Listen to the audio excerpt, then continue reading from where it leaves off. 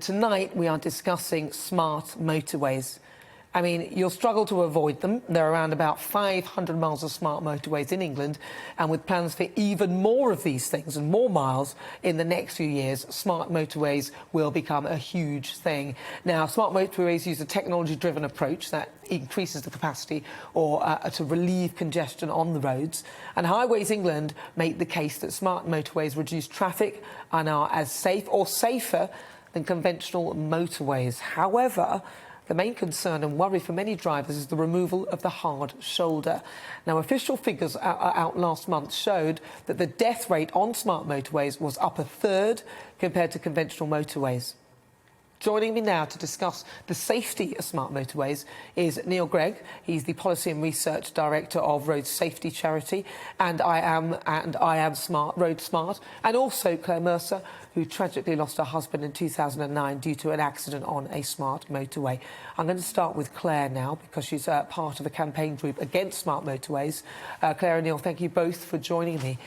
So, Claire, my thoughts are with you. I'm so sorry about what happened to your husband. Can you tell us a bit about what happened that evening to your husband, Jason? It was actually the morning. He was heading to one of the sites that he managed. He got on the motorway in Rotherham and headed towards Sheffield. He had a minor collision with another motorist in the third and fourth lane, I believe it was. They were at a sign that said no hard shoulder for 4 miles. 2 years ago, people knew far less about smart motorways than they do now. And I just honestly don't think they knew what a smart motorway was and what they were meant to do. The sign said no hard shoulder for 4 miles. So as far as they were concerned, there was nowhere to stop for 4 miles, which is utterly ridiculous. And it's your legal obligation to stop from an incident. So they pulled over where they could. What should have been the first lane, the hard shoulder, was actually the first lane, and there was a crash barrier stopping them getting right out of the running lane. They couldn't get over the barrier because there was a 30-foot drop onto the road below. They were just penned in. Whichever way they looked, they were penned in. So they pulled over as far as they could, but they were still obstructing the first lane. They possibly saw the gantries, they possibly knew about the gantries. Most people still today believe that these gantries, the cameras on them, are constantly monitored, when we are now told they're not monitored at all. It's actually been admitted in a coroner's court that they're not monitored at all. So they were trying to sort out the details, they were trying to assess the damage, and a lorry ploughed into them and killed them instantly. I mean, that's absolutely horrendous. I mean, this is awful. Now, I'm going to ask Neil, if you are stuck on you're stuck on a smart motorway, your car breaks down, what are you supposed to do? Well, you're supposed to pull over to the left. That is the official advice. That's the campaign that has just been run by Highways England.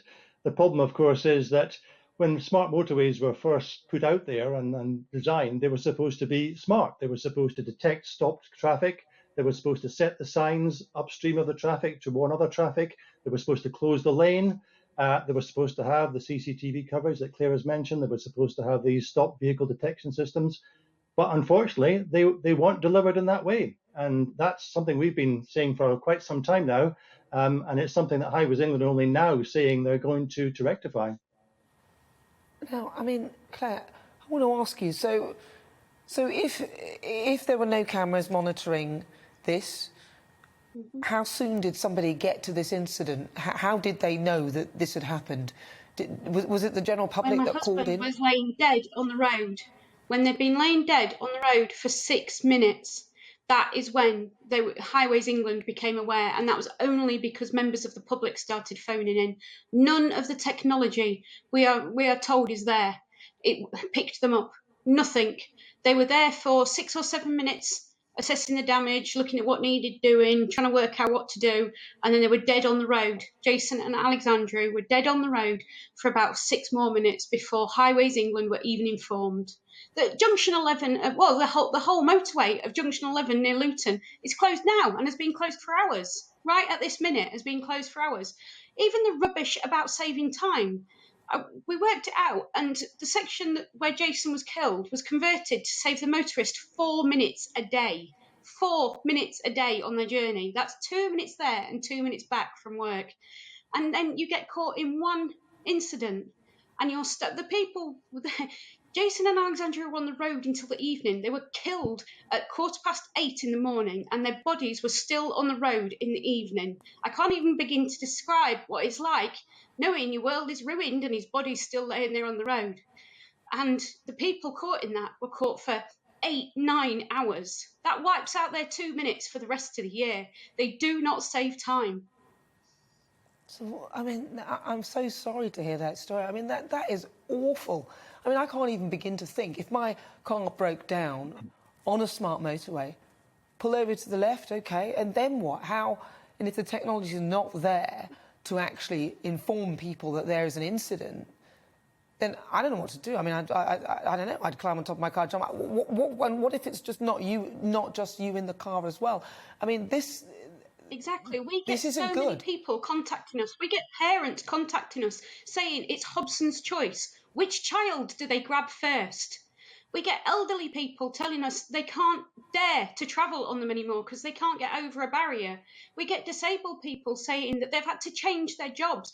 They've had to change this. They've had to stop doing that because they can't get over a barrier. It's just absolutely ludicrous. What was agreed should never have been agreed, but what was delivered wasn't even what was agreed.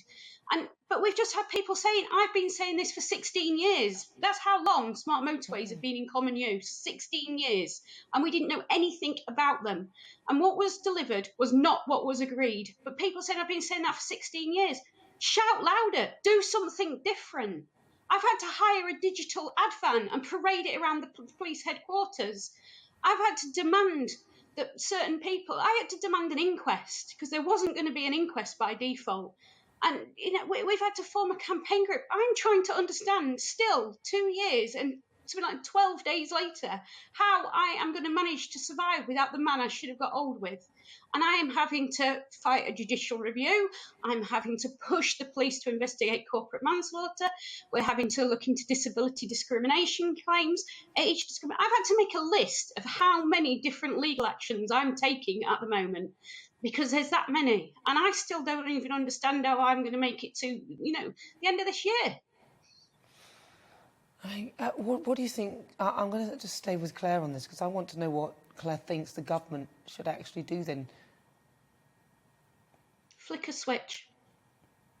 That's all they need to do. All this rubbish, insulting lies about it would take 700,000 football pitches. No, it wouldn't. Flick a switch.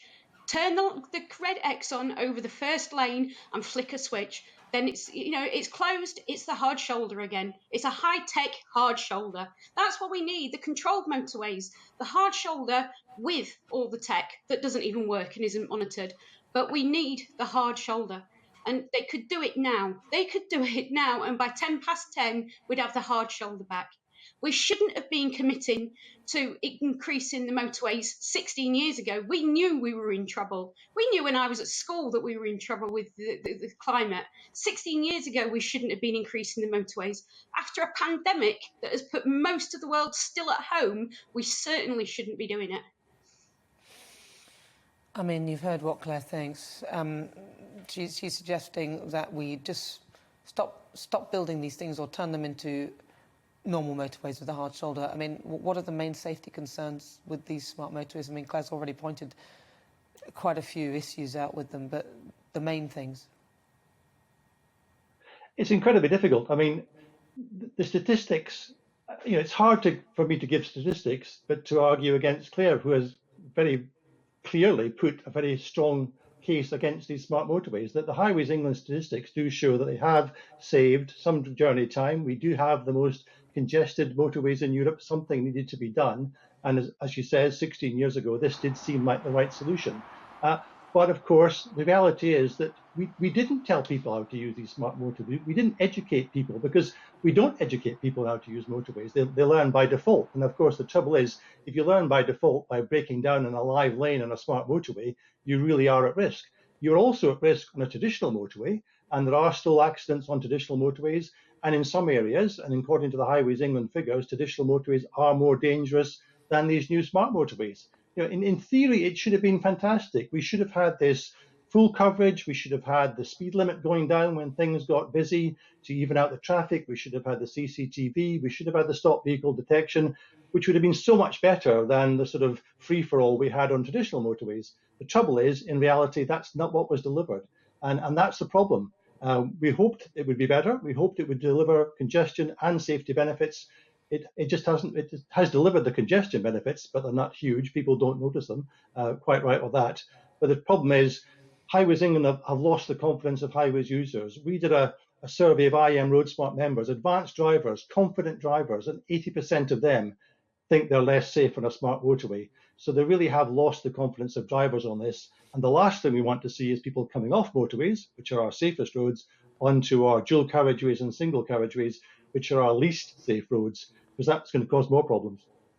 But I don't, I mean, I'm listening to this. I can't make the calculation as to how you can say, or they can say, that smart motorways are safer than traditional motorways. It doesn't, to me, that doesn't compute. How are they working that out? Because that doesn't seem to... challenged in court, the stats don't back that up. I can't see how they could. Claim has been, they've had to stop saying it. They've had to stop making these claims because when they were examined in the minutiae, it's smoke and mirrors, and they're not safer.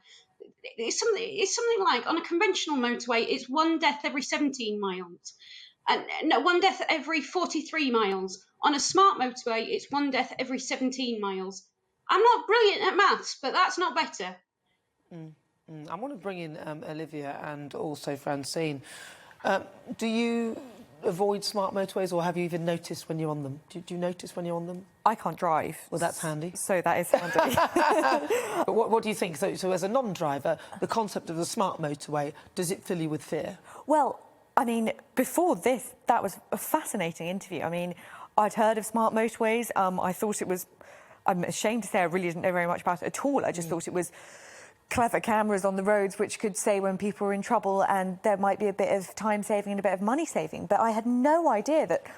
Honestly, I'm useless at driving. I don't really know what a hard shoulder is, but what I think it is you can pull across if you're in danger. Lane, and the idea that you could be penned in on either side, you can't jump because it's a 30-foot jump on one side. All the lanes going. It sounds like a nightmare. I was watching that and thinking, I never want to learn to drive. It's not only put me off smart motorways, it's put me off driving for life. I don't want to get in a car again. Well, Francine, you saw that. I mean, have you ever broken down on a motorway at all? Yes, I have. Yeah. And what about a smart motorway? Have you ever broken down on one of those? I've got to be honest, like you've never heard of a hard shoulder, I've never heard of smart motorway. Oh, my goodness. No, I know. And this is what I was thinking, oh, wow, what have I been on one? Like, what is it? I have broken down a couple of times.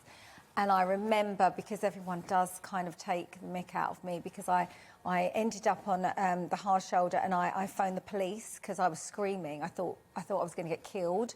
And they told me to get out the car and to jump. And I said, no, what if something happens to me when I can't? And I was just in such a bad way. And, you know, it was just the most horrific situation, and it's kind of put me off driving to this particular place again. I just want to say as well, the story is so sad, and I want to send my condolences to Claire, because what a sad, sad story. But I don't know if I've been on a smart motorway. Where are they? Oh, exactly. I mean, that is the thing. I now, when I get on a motorway, I actually check to see what kind of motorway it is. And I look at them and I think, well, if I can avoid going on a smart motorway, I'll avoid it, because I'm not convinced that this is a good idea. And if people say, oh, we've removed it's all lane runnings and everything is going, I think what they've missed out is the element of panic. Because it's all very well saying, oh, yeah, because there was a TV advert and it just showed somebody breaking down the smart motorway. The car pulled nicely into a lay-by that was near, because they're supposed to be 1.5 miles between. However, the distance was wider. They're supposed to have radar cameras that will sense if anything stops in that lane.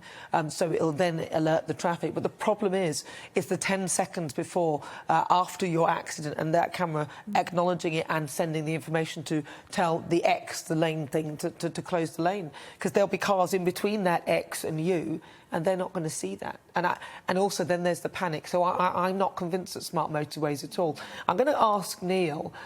Neil, do you believe the stats that these things are safer? Do you actually believe that? Well, I have to take what Highways England are saying at its face value. And if you look back over the 5 years analysis, it does seem to show that the all-lane running is the safest form of motorway. There are still incidents. Traditional motorways were always dangerous places to break down, and the hard shoulder is a very dangerous place to break down on. As soon as you stop on a high-speed motorway, you are at risk. And I think I the hear trouble what you're is saying, a we live have to lane. be sure that they're actually going to deliver them. I was going to say Sorry? a live lane is probably more dangerous than a hard shoulder, though. I hear you. Yes, the hard shoulder is a dangerous place, but surely a live lane is a much more dangerous place than a hard shoulder on a motorway. I mean, if you were to there are live lanes on a traditional motorway, yes. Yes, but if I compare... A motorway is a safe road. But on a smart motorway, it's all lanes running, so they're all live lanes. So if I'm making the comparison, my comparison is a live lane and a hard shoulder. Which one would you choose to break down on then? A live lane or a hard shoulder? I wouldn't choose to break down on any. But if you had the choice, that if you break down on a motorway, you're instantly at high risk. Well, it depends on the breakdown. I mean, not everyone can get to a hard shoulder. It depends. You know, it depends on the kind of breakdown so you with have. the traditional motorway, because the comparisons that we have are with traditional motorways which have a hard shoulder, so that's a full, resting hard shoulder, and one that has a live lane.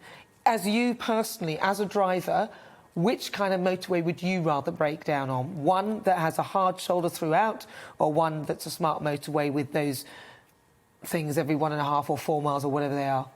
Which one would you choose? Knowing what I know now about smart motorways, I would rather break down on a motorway with a hard shoulder, absolutely, because I know that I've got a chance to get somewhere with a degree of safety.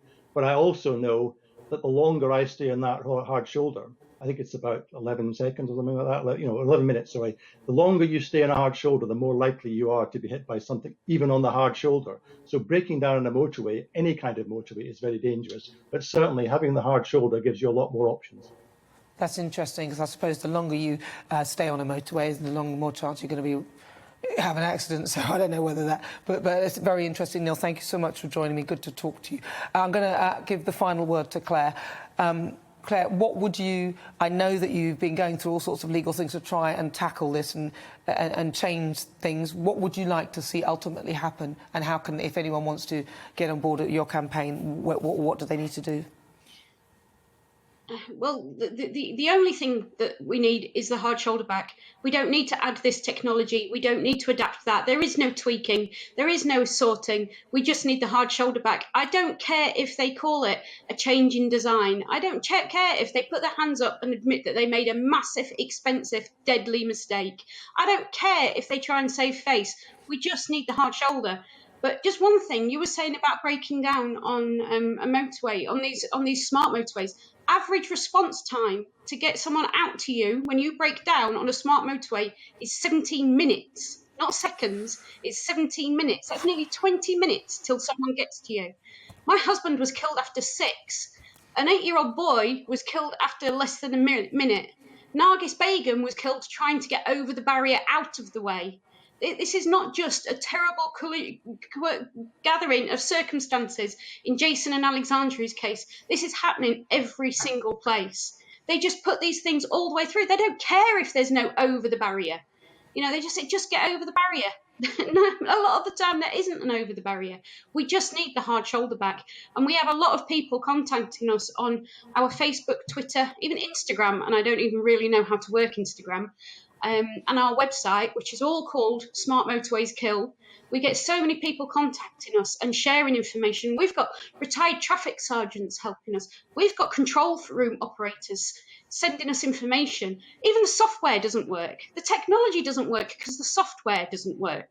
These cameras aren't monitored. The SVD isn't fitted. And even though they're going to try and force them to fit it, they're now going to go for even further apart. In the trials that were signed off, they were 600 metres apart. And we're now accepting 1.5 miles as the gold standard. It's just absolutely ludicrous.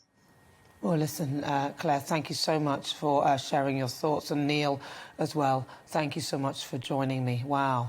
Well, we did ask the Department of Transport for a comment on what they're going to do to tackle the growing concerns of safety of smart motorways, and this was their response. Data shows that fatalities are less likely on smart motorways than on conventional ones, but we know drivers can feel less safe on them. This is why, alongside a raft of other measures, every all-lane running motorway will open with technology to spot stopped vehicles. We're also speeding up the rollout of this technology on previously built stretches of these roads. My goodness, I mean, you know, if only some of them would actually come and answer some questions for us to explain why they think they're safer. I really have no idea why anyone would think they're safer. I think they're very, very scary things, but we will see what happens with that now.